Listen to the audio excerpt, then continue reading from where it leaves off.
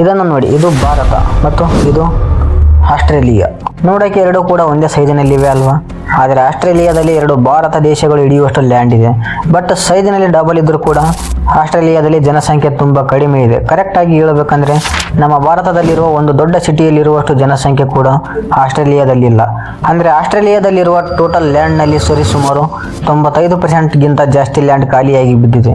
ಈ ದೇಶದಲ್ಲಿ ಸರಿಸುಮಾರು 85% ಜನಸಂಖ್ಯೆ ಕೋಸ್ಟಲ್ ಏರಿಯಾದಲ್ಲಿ ಅಂದರೆ ಸಮುದ್ರ ತೀರಕ್ಕೆ 50 ಕಿಲೋಮೀಟರ್ ದೂರದಲ್ಲಿ ವಾಸಿಸ್ತಾ ಇದ್ದಾರೆ. ಅಷ್ಟೇ ಅಲ್ಲ, ಆಸ್ಟ್ರೇಲಿಯಾದಲ್ಲಿರುವ 90% ಪಾಪ್ಯುಲೇಷನ್ ವಾಸಿಸೋಕೆ ಕೇವಲ 0.22 ಲ್ಯಾಂಡನ್ನು ಮಾತ್ರವೇ ಉಪಯೋಗಿಸಿಕೊಳ್ಳುತ್ತಿದ್ದಾರೆ. ಸೊ ಇದನ್ನೆಲ್ಲ ಕೇಳಿದ ನಂತರ ನಿಮಗೆ ಬರುವ ಡೌಟ್ ಏನಂದರೆ ಯಾಕೆ ಅಂತ. ಈ ಸಿಂಪಲ್ ಕ್ವಶನಿಗೆ ಆನ್ಸರ್ ಮಾತ್ರ ಅಷ್ಟು ಸಿಂಪಲ್ ಆಗಿರಲ್ಲ. ಇದರಲ್ಲಿ ಬಹಳಷ್ಟು ಫ್ಯಾಕ್ಟರ್ಸ್ಗಳು ಇನ್ವಾಲ್ವ್ ಆಗಿವೆ.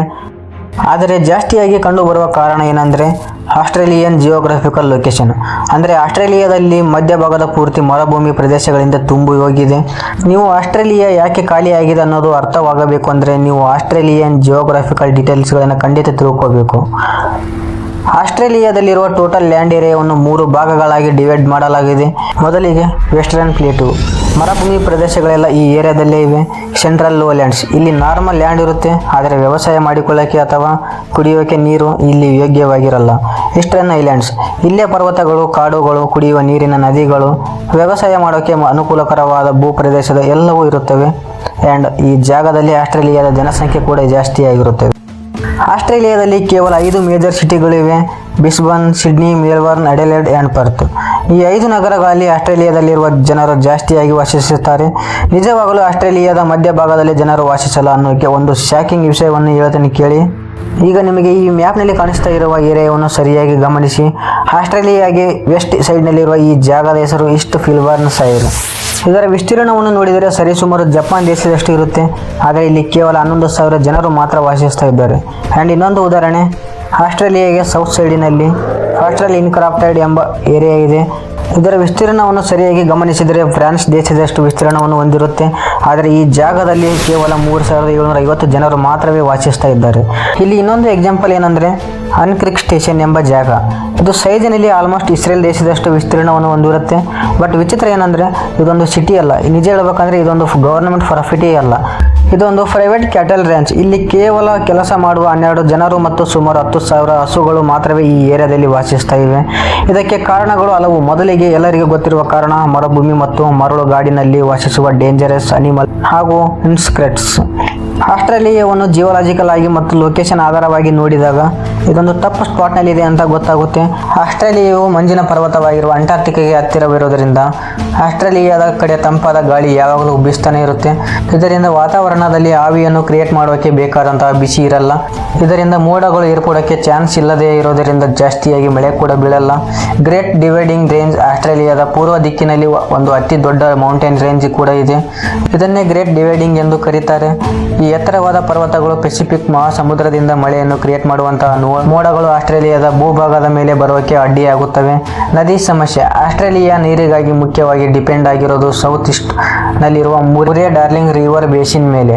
ಆದರೆ ಈ ನದಿಯ ಜಾಸ್ತಿ ಭಾಗ ಇರೋದು ಗ್ರೇಟ್ ಡಿವೈಡಿಂಗ್ ರೇಂಜ್ ಹತ್ತಿರ. ಈ ಏರಿಯಾದ ಮೋಡಗಳಿಗೆ, ಮಳೆಗಳಿಗೆ, ಗಾಳಿಗಳಿಗೆ ಅಡ್ಡಿಯಾಗಿರೋದರಿಂದ ಆ ನದಿಯಲ್ಲಿ ಮಳೆ ನೀರು ಕಡಿಮೆ ಬೀಳುವ ಅವಕಾಶ ಇದೆ.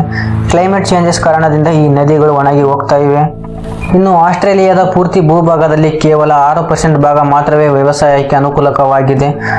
ಸ್ನೇಹಿತರೆ, ನಾವು ಇಲ್ಲಿ ಐತಿಹಾಸಿಕ ಮತ್ತು ವಲಸೆ ಸಮಸ್ಯೆ, ಆಸ್ಟ್ರೇಲಿಯಾ 95% ಖಾಲಿಯಾಗಿರೋಕ್ಕೆ ಆಳವಾದ ಕಾರಣಗಳನ್ನು ತಿಳಿದುಕೊಳ್ಳೋಕೆ ನಾವು ಸ್ವಲ್ಪ ಚರಿತ್ರೆಯಲ್ಲಿ ಹಿಂದೆ ಹೋಗಬೇಕಾಗುತ್ತದೆ. ಕೆಲವು ಮಿಲಿಯನ್ ವರ್ಷಗಳ ಹಿಂದೆ ಆಸ್ಟ್ರೇಲಿಯಾ ಸಮುದ್ರದಲ್ಲಿ ತೇಲುತ್ತಾ ದೊಡ್ಡ ದೊಡ್ಡ ಲ್ಯಾಂಡ್ಸ್ಗೆ ದೂರದಲ್ಲಿ ಒಂದು ಚಿಕ್ಕ ಖಂಡವಾಗಿ ಒಂಟಿಯಾಗಿತ್ತು. ಇದೇ ಕಾರಣದಿಂದ ಈ ಜಾಗದಲ್ಲಿ ಎವಲ್ಯೂಷನ್ ಎಂಬುದು ಸ್ವಲ್ಪ ಡಿಫ್ರೆಂಟ್ ಆಗಿ ನಡೆಯುತ್ತೆ.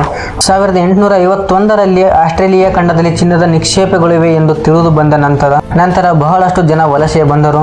ಆದರೆ 1901ರಲ್ಲಿ ಆಸ್ಟ್ರೇಲಿಯನ್ ಗವರ್ನಮೆಂಟ್ ಒಂದು ಪಾಲಿಸಿಯನ್ನು ತೆಗೆದುಕೊಂಡು ಬರುತ್ತೆ. ಇದು ಒಂದು ರೇಸಿಸ್ಟ್ ಪಾಲಿಸಿ ಅಂತಾನೆ ಹೇಳಬಹುದು. ಈ ಪಾಲಿಸಿಯ ಪ್ರಕಾರ ಬಿಳಿಯಾಗಿರೋ ಯುರೋಪಿಯನ್ನರ್ಸ್ನ ಹೊರತುಪಡಿಸಿ ಉಳಿದವರು ಯಾರು ಕೂಡ ಈ ಆಸ್ಟ್ರೇಲಿಯಾದ ಒಳಗಡೆ ಬರಬಾರದು ಎಂದು ಒಂದು ರೂಲ್ಸ್ ಅನ್ನು ತೆಗೆದುಕೊಂಡು ಬರ್ತಾರೆ. ಇದರಿಂದ ಇಮಿಗ್ರೇಷನ್ ಕಡಿಮೆಯಾಗುತ್ತೆ. ಯುದ್ಧ ಮತ್ತು ಪಾಪ್ಯುಲೇಷನ್ ಕೊರತೆ.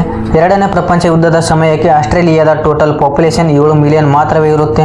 ಇದರಿಂದ ಸುತ್ತಲಿರುವ ಏಷ್ಯನ್ ಕಂಟ್ರೀಸ್ ಪಾಪ್ಯುಲೇಷನ್ 100 ಪಟ್ಟು ಜಾಸ್ತಿ ಇರೋದು.